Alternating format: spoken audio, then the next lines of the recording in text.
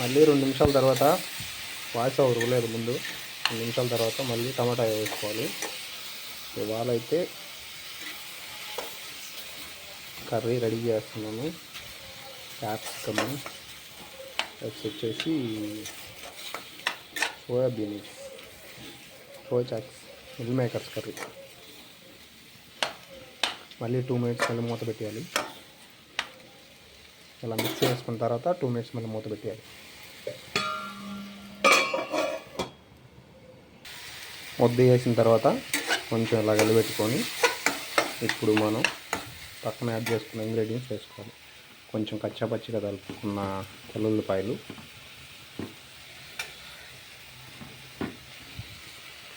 ఇప్పుడు కొంచెం పసుపు, కొంచెం కారం. ఇంగ్రీడియంట్స్ ఏమైనా వేసుకోవచ్చు, మీ ఇష్టం, దాంట్లో ఏం పర్లేదు. కొంచెం చికెన్ మసాలా పొడి, కొంచెం సాల్ట్, చాలకపోతే మళ్ళీ వేసుకోవచ్చు. ఇప్పుడు నేను ఈ గ్లాస్ కింద వాటర్ పోసుకుంటున్నాను. మనం వాటర్ క్వాంటిటీ ఎంత కర్రీ కావాలో దాన్ని బట్టి మనం పోసుకోవచ్చు చూసుకొని.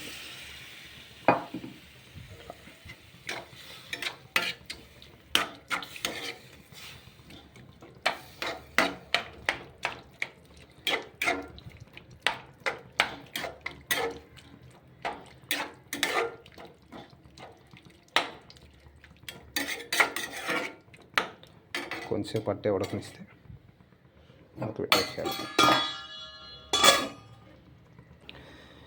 ఇప్పుడు మనం ఈ సోయా చాక్స్ వీటిని కడిగి పెట్టేసుకొని 2-3 సార్లు నీట్గా కడిగేసుకోవాలి. కడిగేసుకున్న తర్వాత తెచ్చేసుకొని మన కర్రీ కుక్ అయిపోతుంది కదా. ఈ ఎంత అనుకున్నారు? 100 గ్రామ్స్ అంతే. 100 గ్రామ్స్ ఒక 10-15 నిమిషాలు నానబెట్టుకుంటే ఇలా అయిపోతాయి. లాస్ట్లో బాగా పిండేసుకొని బాగా కడిగేసుకోవాలి, లేకపోతే దారుణమైన స్మెల్ వస్తాయి.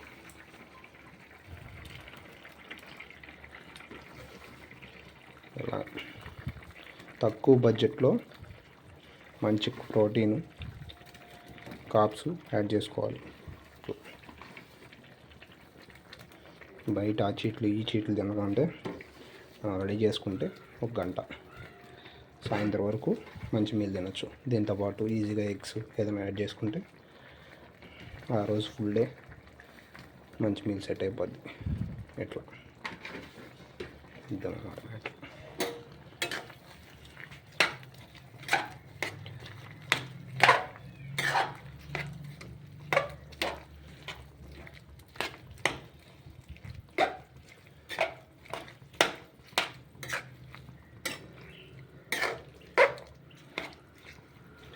ఈ కావాలంటే చిన్న సైజు తెచ్చుకుంటే కొంచెం చిన్నగా ఉంటాయి. నేను పెద్ద సైజు తెచ్చేసాను. మీరు కొంచెం చిన్న సైజు అయినా తెచ్చుకోవచ్చు. ఇంగ్రీడియంట్స్ ఇంకేమైనా కావాలంటే యాడ్ చేసుకోవచ్చు. పచ్చిమిర్చి, కొత్తిమీర ఇలాంటివి టేస్ట్ కోసం.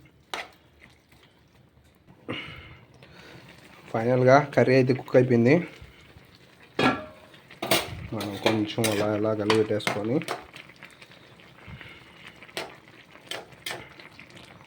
చేసుకుంటే మనకి ఎంత క్వాంటిటీ కావాలో వెయిట్ వేసుకొని దాన్ని బట్టి సూపర్గా ఉంటుంది.